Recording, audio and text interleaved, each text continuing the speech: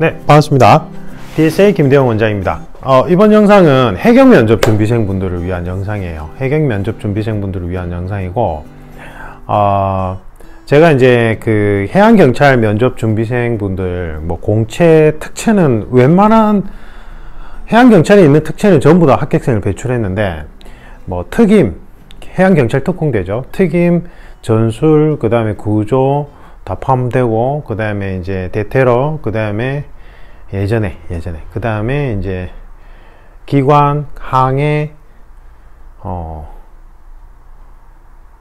그 다음에 뭐였더라? 그 관제, 통신관제. 하여튼 해경에 있는 특채는 전부 다 합격생을 배출했는데, 제가 이제 해경 면접을 준비하시는 분들, 그 다음에 해경 필기를 준비하시는 분들께 당부 말씀을 드리고 싶어요. 어떤 거냐면, 이제 보면 육경하고 같이 준비하시는 분들이 많아요. 이게 사실은 육경 해경이 정확한 명칭입니다. 이제는 완전히 그렇게 된 거예요. 육지에서 육상을 관할로 하는 경찰, 해상을 관할로 하는 경찰. 옛날에는 그냥 육경을 그냥 경찰이라고 부르고 해경을 해양경찰이라고 불렀잖아요. 근데 사실은 이제는 육경 해경이 정확한 명칭이 맞아요. 왜냐하면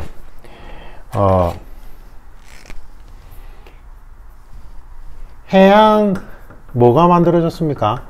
해양경찰법이라는 단독법이 만들어졌어요. 이게 의미가 엄청나게 커요. 제가 해양경찰 면접을 준비하시는 분들은 제 해양경찰 면접 이론 강의 안에 보면 그 해양경찰법에 대해서 심층 면접에서 여러분들이 주안점으로 보고 이제 숙지하고 가셔야 되는 내용들을 풀이를 해드렸는데, 이게 사실은 해양경찰이 본인들의 조직에 대한 어떤 단일 법률이 없었어요. 법전이 없어가지고 육경에 관련 법에 이게 해경이 요렇게 같이 들어가 있었어요. 그러니까 사실은 육경의 경찰법이나 이런 거를 좀만 손을 보면, 뭐 법령이든 그걸 손을 보면 해양경찰 조직을 이렇게 마음대로 할 수 있었던 거죠.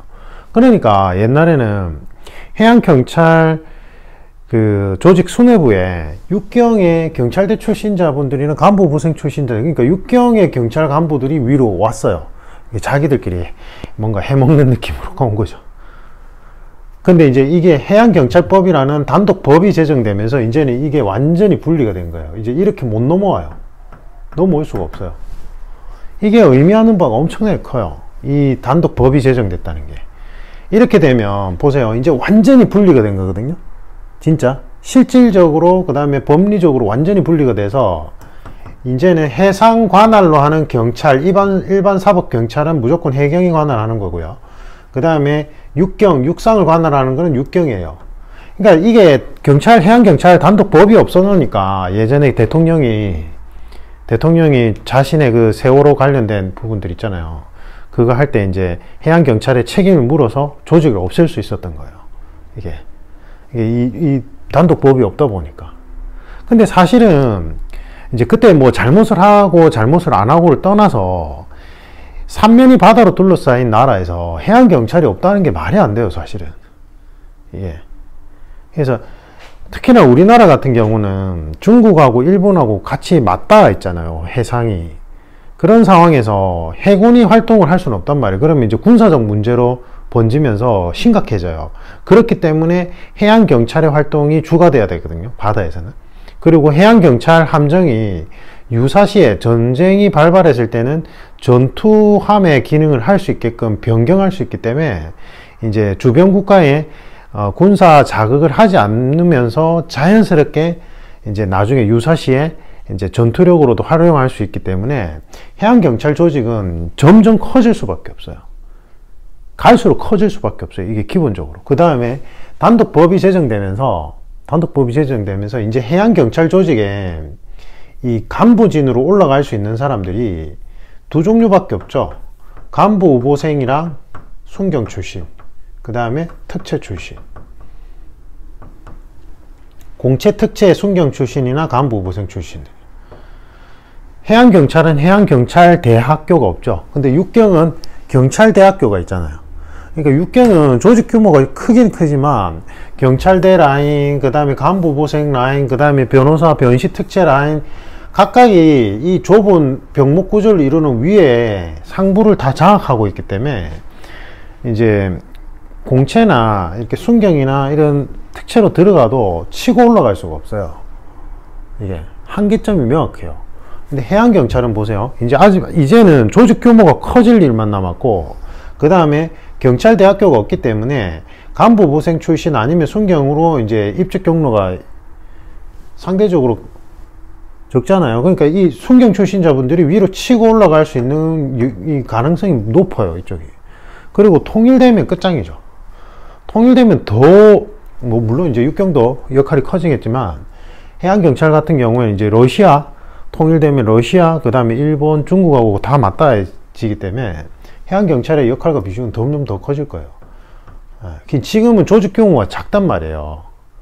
그때 한번 해체됐다 다시 만들면서. 근데 지금 해상 주권이 이제는 뭐라더라. 내가 지금 기억이 안 나는데. 예전에 그걸 뭐였죠? 대항해 시대 뭐 이랬잖아요. 이제 막 신대륙 발견하고 원래 원주민들이 있음에도 불구하고 유럽 기준으로 신대륙 발견했다 이러는데, 이제 자원이 해상에 묻혀져 있는 자원을 적극적으로 활용해야 되는 시대가 이제 점점 이제 그 부분이 강조돼요. 그러니까 이제 신해양 시대가 열린다 이런 표현을 많이 하거든요. 그래서 해상 주권이, 해상 치안이 갈수록 강화되기 때문에 이 해양경찰 조직은 커질 수밖에 없고, 그 다음에 이 조직이 매우 이제 역동적으로 커지는 거죠. 제가 이 말을 지금 하는 이유가 뭐냐면, 이제 해경을 준비하시는 분들 중에 특채분들은 그냥 해경만 준비하신 분들이 많은데, 공채분들은 사실은 육경하고 같이 준비한 분들이 거의 태반이에요. 제가 보면. 근데 이제 이게 안 되면 여기로 가야지라는 생각으로 면접 준비를 하시거나 필기 준비를 하신단 말이에요. 그러지 마세요. 저는 솔직히 말하면 저는 이쪽을 훨씬 더 추천해요. 경찰특공대 예를 들어볼까요? 경찰특공대 같은 경우에 최신 장비나 전술이 더 빨리 도입되는 게 사실 해양경찰특공대 쪽이에요. 실제로, 진짜로.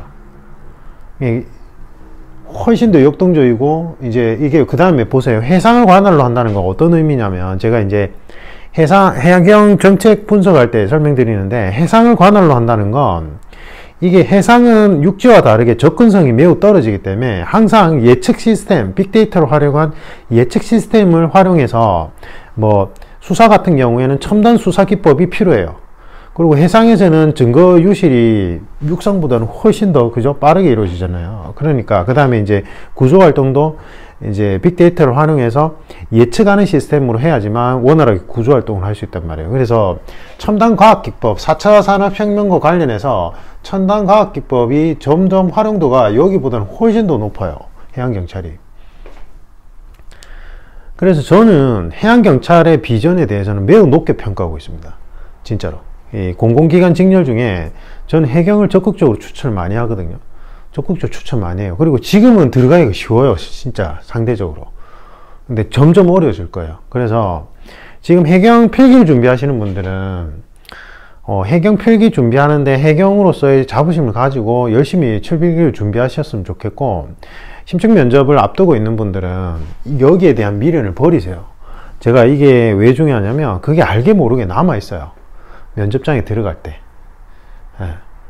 그 미련을 싹 또 끊어버리고 해경 면접에 올인해 보셔야 돼요. 왜냐면 해경 면접이 이 면접 구성 원리상 치면 다대다 개인 면접 파트, 프로파일러 면접 파트 형식으로 이제 까다롭게 구성이 되어 있는데, 실제로는 면접 비중이나 또는 실제 소요되는 시간이 짧아서 이제 뭔가 형식적이라는 느낌을 받겠지만, 사실은 그 심층 면접, 해경의 심층 면접 구성 원리상 따지고 보면 여러분들이 그런 미련이 남아 있을 때는 그게 면접관 입장에서는 좀 눈에 많이 드러나요.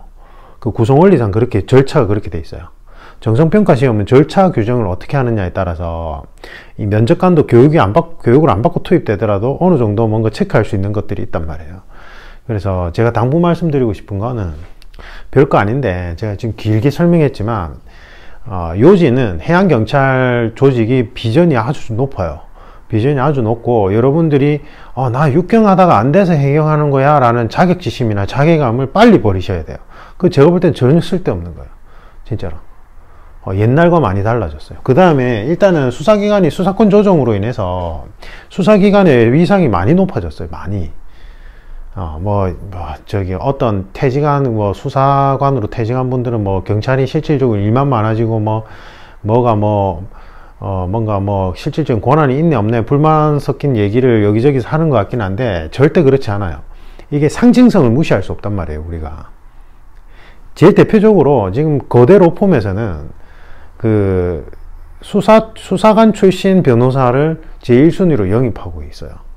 그게 함축하는 바가 커요.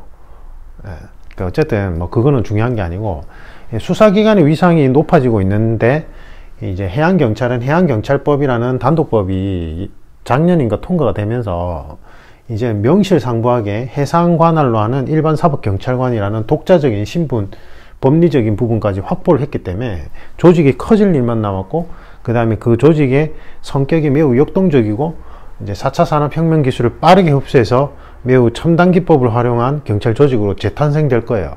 그래서 해양경찰 비전 높습니다. 그러니까 자부심을 가지시고 면접 준비도 열심히 하시고, 그 다음에 필기준비생분들은 이거 같이 준비하는 거는 제가 뭐라고 말 못 하겠는데, 저는 반대하는 입장이지만 어쨌든 여기에 비전을 가지고 한번 열심히 준비해 보십시오. 이상입니다.